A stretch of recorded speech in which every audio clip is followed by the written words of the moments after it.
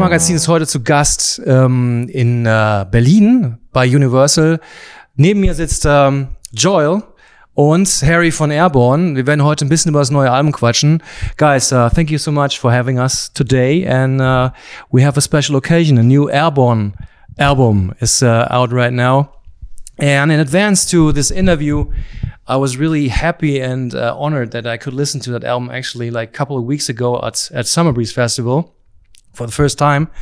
And I gotta say, like I said at Summer Breeze Festival, I think it's the best album since the debut album. And that's why, because I think it has a special history. You changed producer, you changed the studio, you actually moved in order to record the album for a couple of weeks to Nashville, which is kind of unusual. But yeah, tell me the story about why Nashville, why new producer Dave Cobb? Well, yeah, you know, I mean, was like we called him up and he sounded great on the phone, really understood what the band was about, and his whole way of making the record, he was said, like, we'll do it this way. And we said, that sounds great. Let's totally do that. And he was like, I don't even like, you know, don't make any demos. Just if you've got a few riffs, bring some riffs, any song titles or something like that, bring them. And that's what we did. And then, you know, we basically wrote the record there. So it was great. Yeah, working with Dave Cobb was, like you said, something unusual because it was live. You were just forced to write the songs on spot in the studio. How was the atmosphere in the studio? I read it was a special room, the famous RCA, a Studio A room where like Elvis Presley recorded his stuff, as well as current country stars like Chris Stapleton and Sturgill Simpson. And I think you guys clicked very well. Yeah, it definitely clicked very well. I mean, he loves AC/DC as much as we do. So having that, you know, that love was great. And, you know, we did see, you know, like the people on the walls in there, Elvis and the Stones and everybody. And it was great to have that around the walls when you were playing. And so you just track something, but it would happen too quick to really sort of get into it, like to think about it's RCA Studios. We were just like, let's just get in there and rock, and we're having so much fun doing it. It was much of a whirlwind. And then when we got back to Australia, we're like pinching ourselves going, we just made a fucking record at RCA.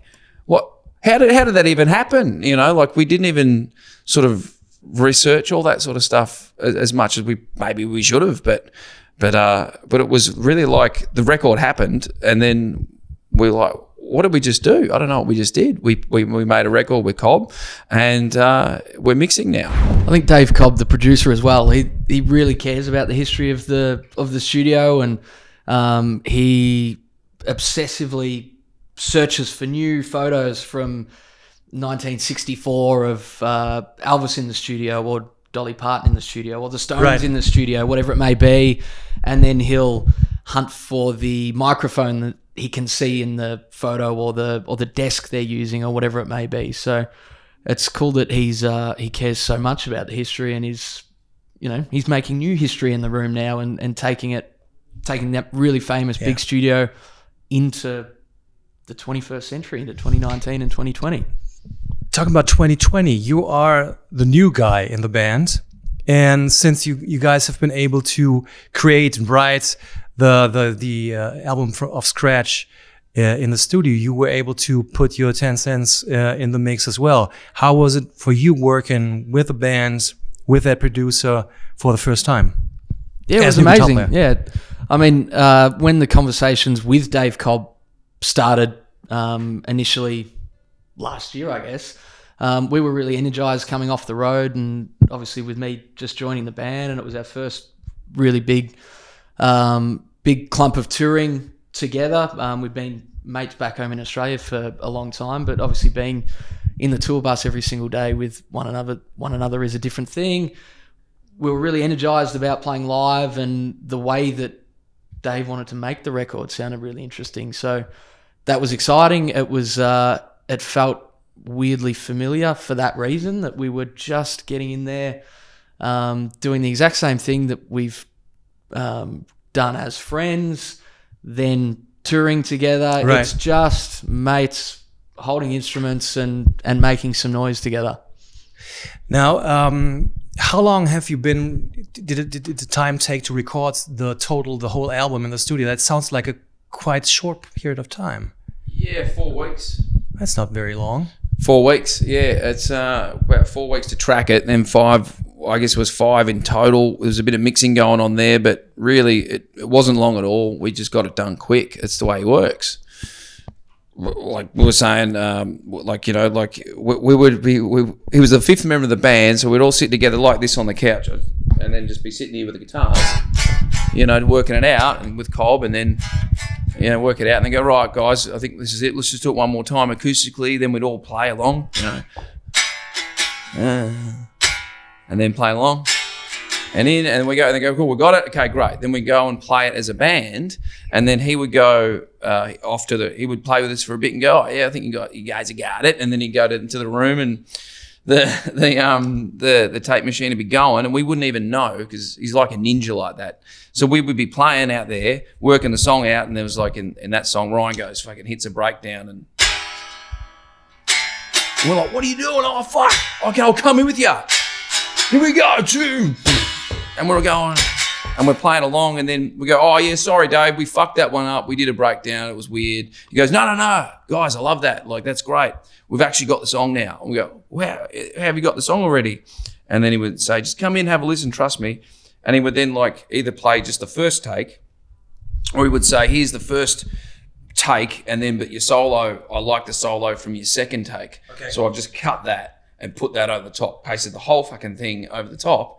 And then was like, can you do that? Like just chop every instrument all at once? He goes, that's how they did it in the 70s and the 60s. And we're like, without a click as well. No clicks or anything. So it's all live and it's all happening. And it's like, oh, but I broke a string. And he's like, but it sounds good. And you go, oh, it does sound good.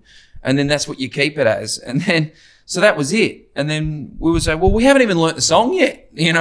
We sort of got through it and felt good, was rocking. He goes, that's right. It felt good.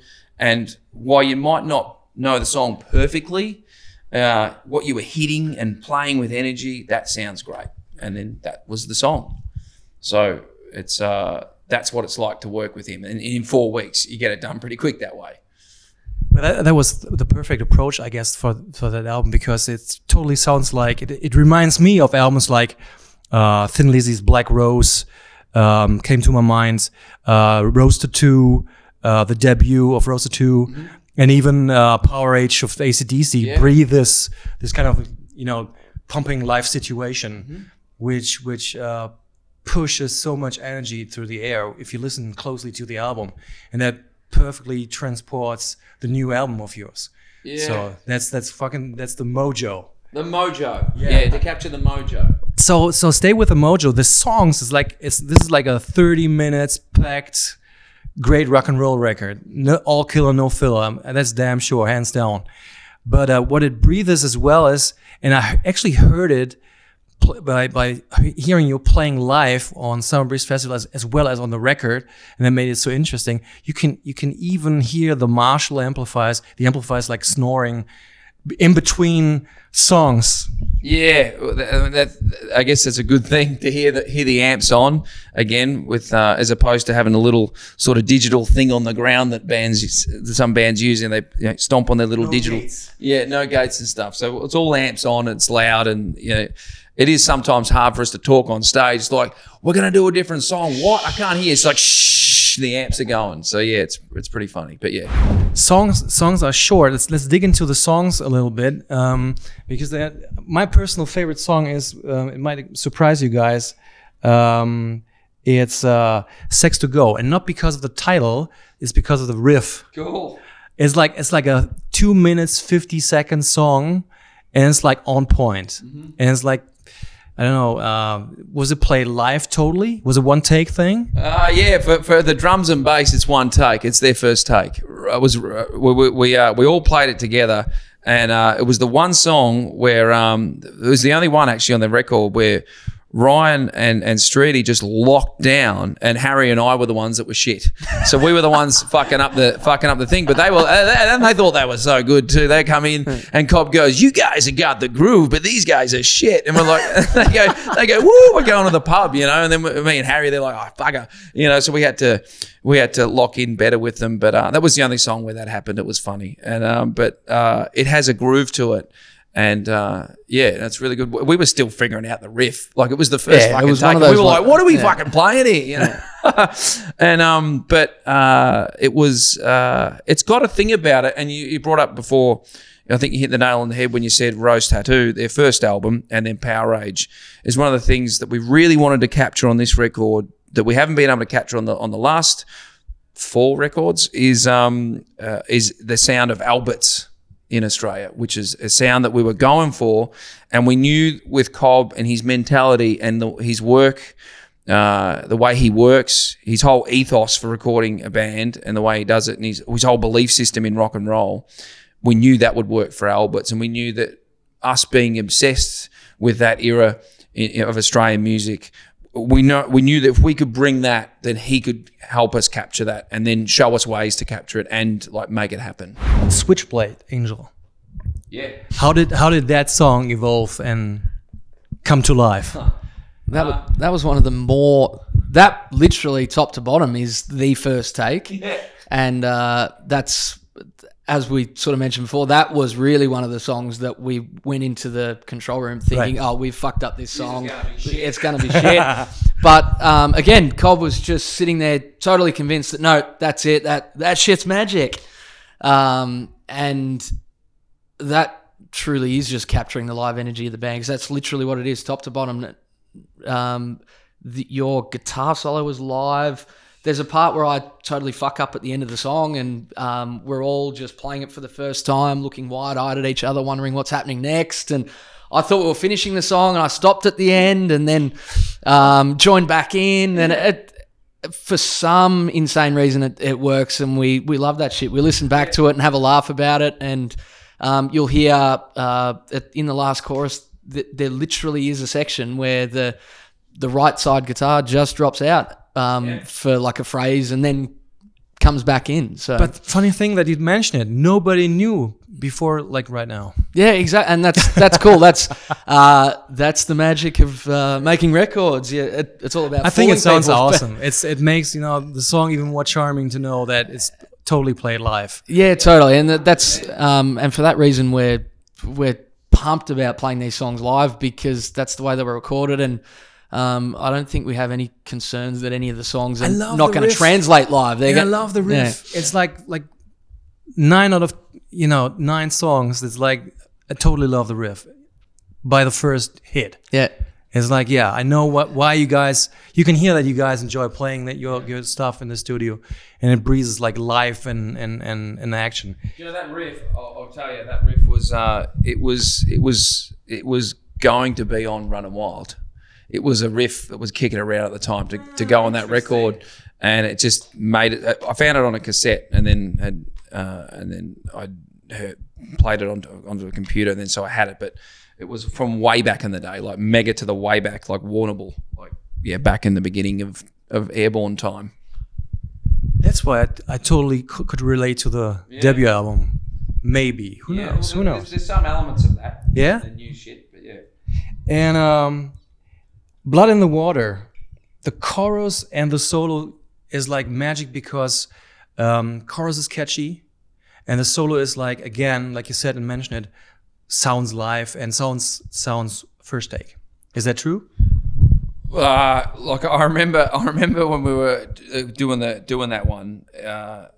They're all pretty much first take stuff, but like with the vocal in the chorus, I just remember that. I know there's a guitar thing, but that was, I remember thinking at the time, I don't know if this is the chorus. I don't think this is going to work. I don't know what's going on. Cobb's just like, just do it again, sing it again. And then his way, you hear it back and you go, oh, fuck, it does work. And then the band though, whilst we know it's going to translate live, because there's only like 16 microphones on things. So we know it's all going to sound great. But what the fuck did we just play? We've actually got to go back and learn it. you know, like, because we don't know what it is that we played. Because at the time, he would go, right, cool, guys, next song. And we're like, next song? Fuck, what did we just do in the last one? You know, at the time, collectively as a band, when you're not thinking we had it, we knew what we were doing because we were in the moment. Oh, let's rock it. And then the next song, fuck. What are we doing? You know, I don't know, we're going there, but I don't know how we're getting there, but we got there. Well, that's awesome. Yeah. Blood in the Water reminds me massively of essentially everything that Joel mentioned about the way that Cobb works and just freaking us out the whole time that we've got the song, let's move on. Because Blood in the Water was the first or the second song we did. It was like on day one, I think, that we started with that song. The first one. Yeah. Just because it was a riff that we were like, you know, excited about, had a cool energy, and the song was a good tempo, and we were thinking that we were kind of just warming into it and just pulling tones and making sure that everything sounded right. And then Cobb walked into the live room and said, "Yep, we got it." And that basically sums up the whole recording process of, you know, us thinking we were warming up or learning or whatever it may be with the song, or pulling a different tone or trying a different guitar or something like that. Well, sometimes not too much thinking is the magic. Yeah, definitely. Just you know, sweating it out from the heart. Maybe that's the magic that he knows all about. Let's stay a little bit with microphones and guitars and strings. Always interesting for our readers and viewers. What kind of guitars did you use? Was there any special instrument that you used of Cobb's stock? So I recorded most of the album with a brand new Gibson ES 335 of Dave's.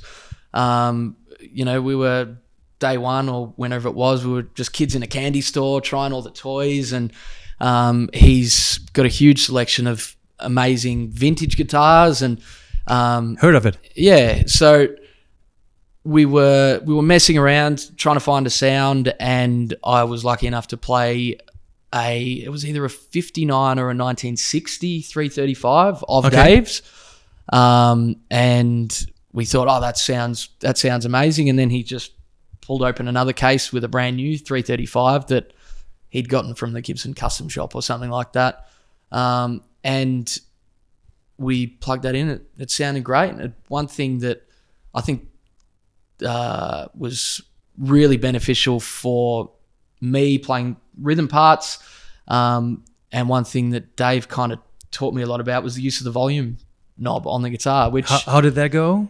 It was, I mean, basically, as long as I've played guitar, I've used the volume knob as more of a set and forget kind of thing. It's just either up or, you know, up or off.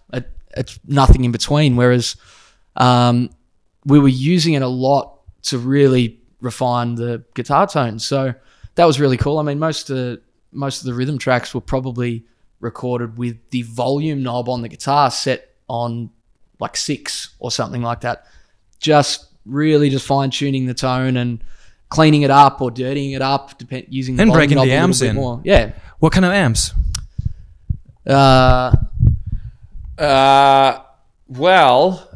Marshall. Yeah. In particular, maybe a little bit more detailed. You might have seen the Marshall stocks. There's no shortage of Marshalls. Joel had a couple of old JTM 45s, JMPs. Dave had a really cool, like, it was like an early 60s JTM 45 or something, wasn't it? Yeah. We had a bunch of we brought a bunch from Australia, and we had a bunch there with Dave's. What we actually used, I couldn't tell you exactly what we used, but I remember using my JMP 79 quite a bit. But we also had Trace from Voodoo Amps come down and do a few things to the amps, tweak out the valves and tweak out some stuff. So I had an 800 there that he made sound more meaty. It was a 1982 JSM 800, but yeah, it was a bit of a. But no pedals. No pedals. No pedals. Guitar amplifier. Yeah, like I said, using the volume knob on the guitar was pretty fancy for me. It cleans it up. You know, you get more of a crack out of the guitar when it is cleaner, and then for a solo, whack it on full. Seems to work. And yeah, It's always a question with guitar players, besides amps, cable, and guitar, what kind of microphones would you use?